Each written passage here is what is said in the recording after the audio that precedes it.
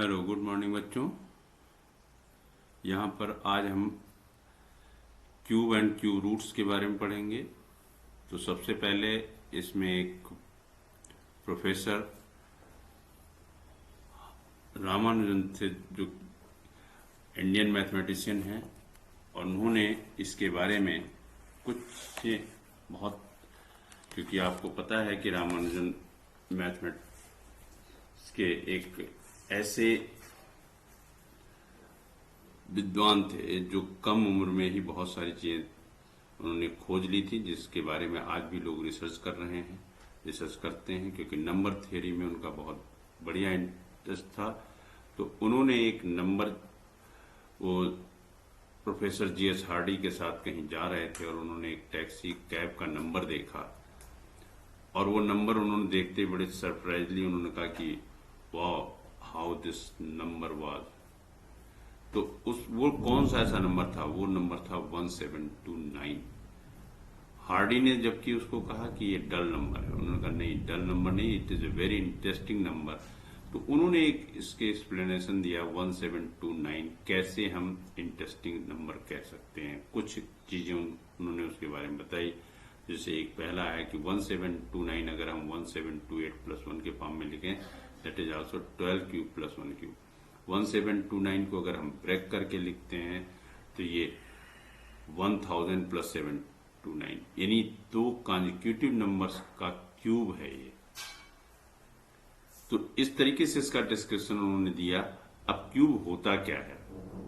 वैसे तो cube word जो है ये ज्योमेट्री का है, एक सॉलिड फिगर जिसकी सभी साइड्स इक्वल होती हैं। आपने क्यूब पहले पढ़ा होगा मेंसुरेशन में, तो वहां पर ये क्यूब होता है। लेकिन हम यहां बात कर रहे हैं नंबर्स की। तो perfect cube are cube of a number as 1, 8, 27, 64। ये क्यों है? ये क्या है नंबर्स? इसको it means if a number multiply by self 3 times as one example 5 cube हमें निकालना है। तो 5 क्यूब के बारे में हमने यहां पर 5 क्यूब लिया, मान लीजिए, इसको हमें लिखना है। तो सबसे पहले हमने क्यूब किया। परफेक्ट क्यूब नंबर क्या होगा? जिस नंबर को अगर सेम नंबर 3 बार मल्टीप्लाई किया जाए तो उसको हम क्यूब के फॉर्म में लिख सकते हैं। इसकी वैल्यू क्या होगी? That is 125। अब यहां पर देखो, बुक में तुम्हारे एक टेबल बनी है जिसमें टेबल 1 और टेबल 2, इसमें बहुत सारे 1 से लेकर 10 तक और 11 से लेकर 20 तक। ये टेबल आपको याद रखनी, स्क्वायर में भी क्यूब में भी, तो इससे आपको बहुत फायदा होगा। तो जब आप इसको देखेंगे तो इसमें देखिए 1 से लेकर के 9 तक सारी डिजिट्स आ रही हैं क्यूब में।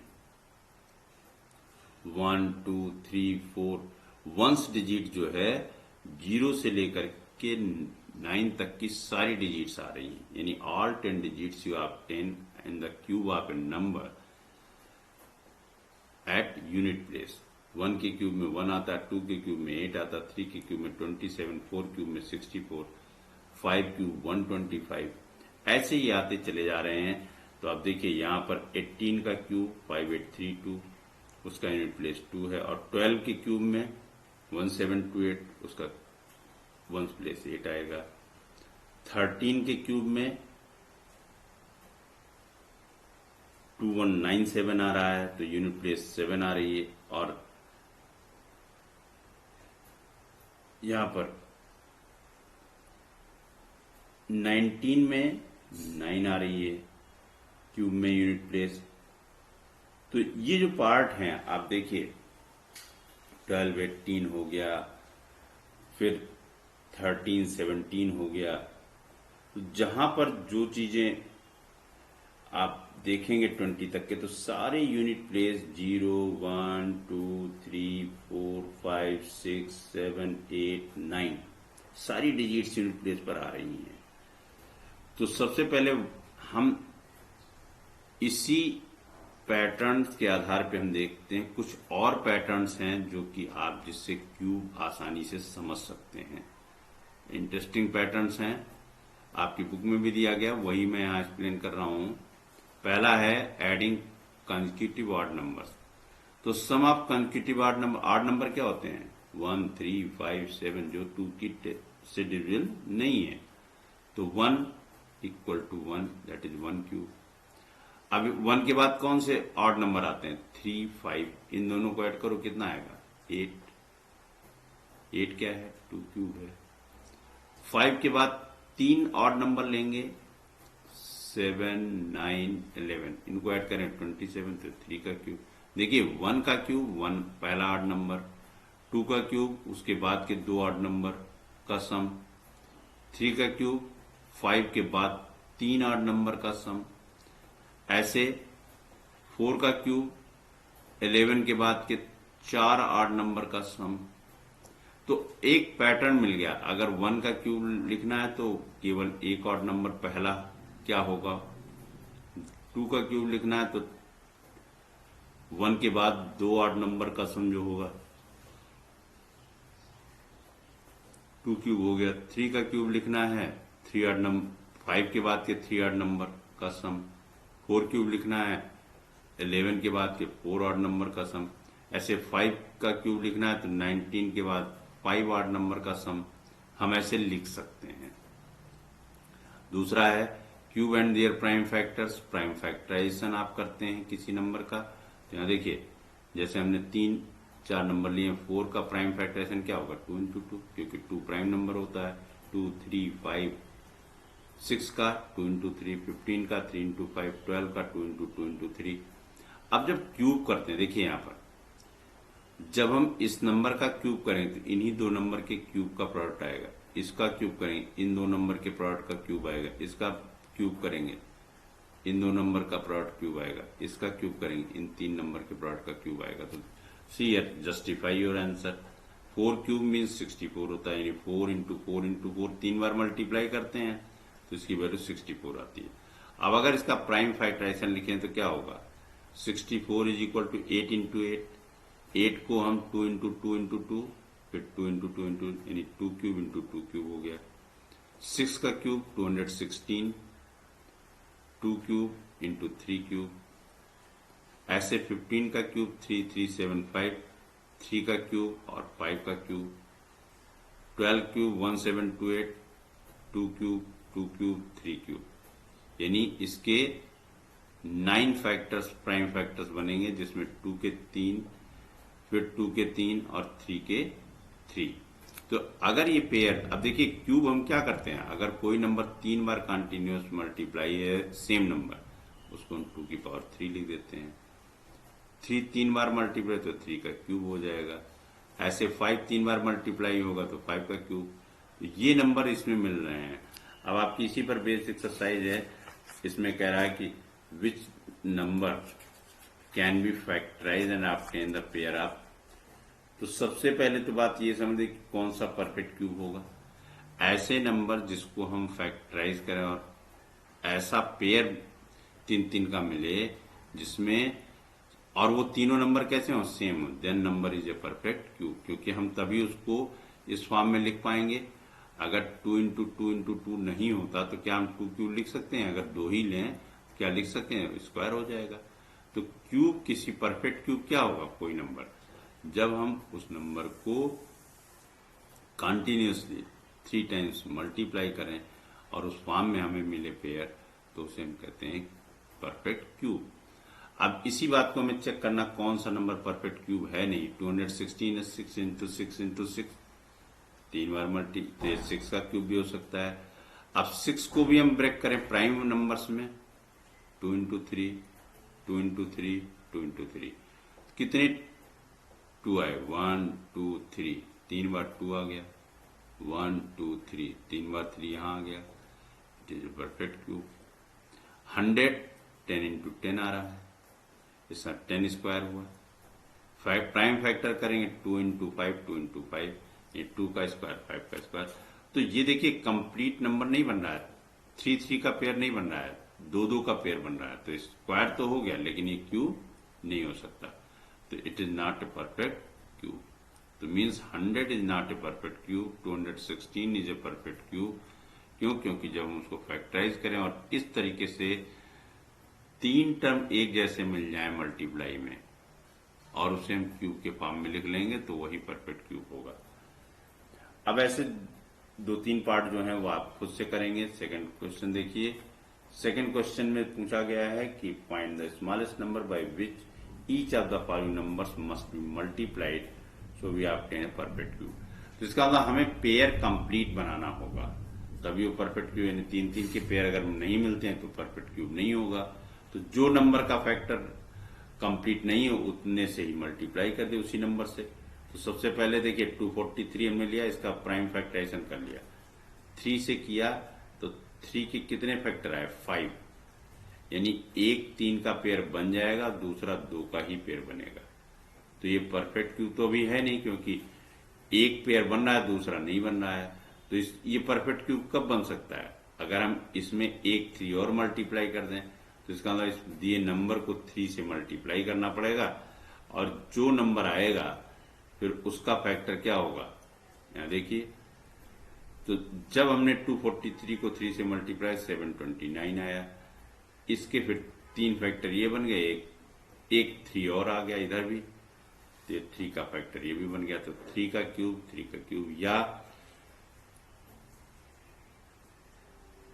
एक नंबर का क्यूब ये और हो सकता है 9 इंटू 9, 3 3 जा 9, 3 3 जा 9, 3 3 जा 9, 9 को 3 बार का पेयर मिल जाए तो 9 क्यूब हो जाएगा। ऐसे 100 को 2 के 2 और 5 के 2 पेयर मिल रहे हैं। अब इसको हमें परफेक्ट क्यूब बनाना है, कितने से मल्टीप्लाई? एक 2 से मल्टीप्लाई कर, एक 5 से मल्टीप्लाई कर दिया जाए तो ये परफेक्ट क्यूब हो जाएगा। यानी 2 और 5 का मतलब 10 से मल्टीप्लाई कर दिया तो 1000 आ जाएगा। 1000 और 10 इंटू 10 इंटू 10, और यहां से ये तीनों 2 क्यूब इंटू 5 क्यूब हो गए। तो जब ये 2 क्यूब इंटू 5 क्यूब हो जाएंगे तो इसके बाद जो है ये परफेक्ट क्यूब में कन्वर्ट हो गया। तो आपको यही देखना था कि कौन सा ऐसा छोटा से छोटा नंबर है जिसको मल्टीप्लाई करें और वो परफेक्ट क्यूब बन जाए। तो परफेक्ट क्यूब बनाने के लिए आपको इसी तरीके से देखना होगा कौन सा नंबर ऐसा है जो 3-3 के पेयर में नहीं है। तो अगर वो 3 के पेयर में नहीं है तो किस नंबर से मल्टीप्लाई 3 का पेयर बन जाए। तो ये बात अगर आप कर लेंगे तो आपका आसानी से चेंज हो जाएगा। तो जितने से इधर मल्टीप्लाई, जैसे मान लीजिए 2 और 5 से हमने इधर मल्टीप्लाई, तो इसका मतलब 100 में 2 इंटू 5 से मल्टीप्लाई करना है तो 100 इंटू 10 हो गया, और वैल्यू क्या आएगी? 1000। ऐसे ही आप यहां देखिए, तो बाकी बचे पार्ट इसमें फिर आप कर लेंगे। इसका जो थर्ड क्वेश्चन, उसमें आप इसमें पूछा है मल्टीप्लाई किस छोटे छोटे नंबर करें परफेक्ट क्यूब बन जाए, उसमें पूछा जा रहा है डिवाइड किस में करें, क्योंकि जब एक ही नंबर बचेगा तो उससे डिवाइड करना आसान है, ना कि 2 बार मल्टीप्लाई करना। जैसे 81 दिया गया था तो 81 के फैक्टर में क्या आता है? 3 के 4 फैक्टर आते हैं। अब एक पेयर तो 3 का क्यूब बन जाएगा, लेकिन एक ही नंबर तो बच रहा है 3 एक्स्ट्रा। अगर हम 3 से इसको डिवाइड कर दें तो ये जो बचेगा वो इतना बच जाएगा 3 क्यूब। तो 81 को जब 3 से डिवाइड करते कितना आया? 27, और 27 क्या हो गया? परफेक्ट क्यूब हो गया, 3 क्यूब बन गया।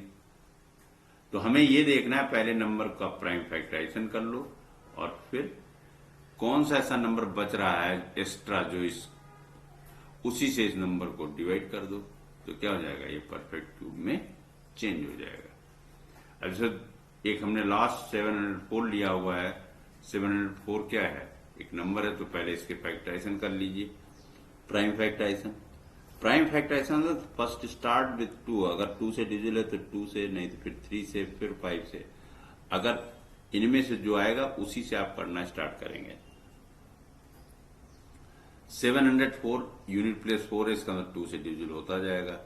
तो 2 से डिवाइड करते गए, यहां पर आपको 6 फैक्टर 2 के मिल गए, 1 2 3 4 5 6, लेकिन एक ही फैक्टर 11 का मिल रहा है। इसका मतलब 11 वो नंबर होगा जिससे अगर इस दिए हुए नंबर को डिवाइड कर दें तो ये क्या हो जाएगा? परफेक्ट क्यूब हो जाएगा। तो यहां पर हमने इसको 704 को 11 से डिवाइड किया, 64 आया। अब 64 आया तो इसका मतलब है ये 2 into 2 into 2, 2 into 2 into 2, 2 cube into 2 cube means 4 के क्यूब का परफेक्ट क्यूब बन गया।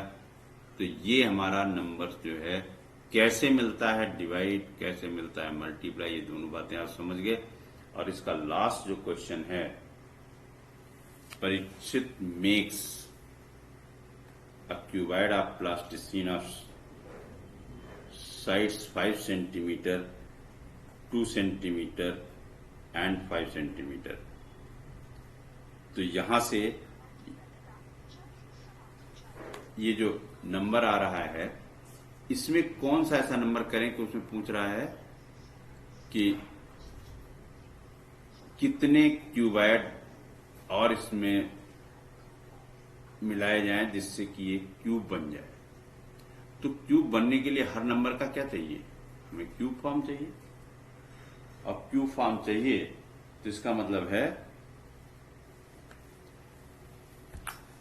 ये जो पार्ट आ रहा है ये 5 इंटू 5 इंटू 2 दिया गया, तो इसको अगर हम मल्टीप्लाई फॉर्म में तो नंबर हमारा किस फॉर्म में है, 5 इंटू 2 इंटू 5 के फॉर्म में। अब हमें इसे परफेक्ट क्यूब बनाना है। क्यूब के फॉर्म में कब आएगा, अगर 2 5 हैं, एक 5 से मल्टीप्लाई किया, एक 2 है, 2 2 से मल्टीप्लाई किया, तो यानी कुल कितने से मल्टीप्लाई, 5 इंटू 2 इंटू 2 यानी 20। तो ऐसे 20 क्यूबाइड चाहिए जिससे कि ये परफेक्ट क्यूब हो जाएगा। तो ये जो पार्ट है आपका, ये पूरा का पूरा इनिशियल पार्ट था 7.1 कंप्लीट हो गई, और इसके जो बचे पार्ट हैं इसको सॉल्व करेंगे, यही आपका असाइनमेंट हो जाएगा।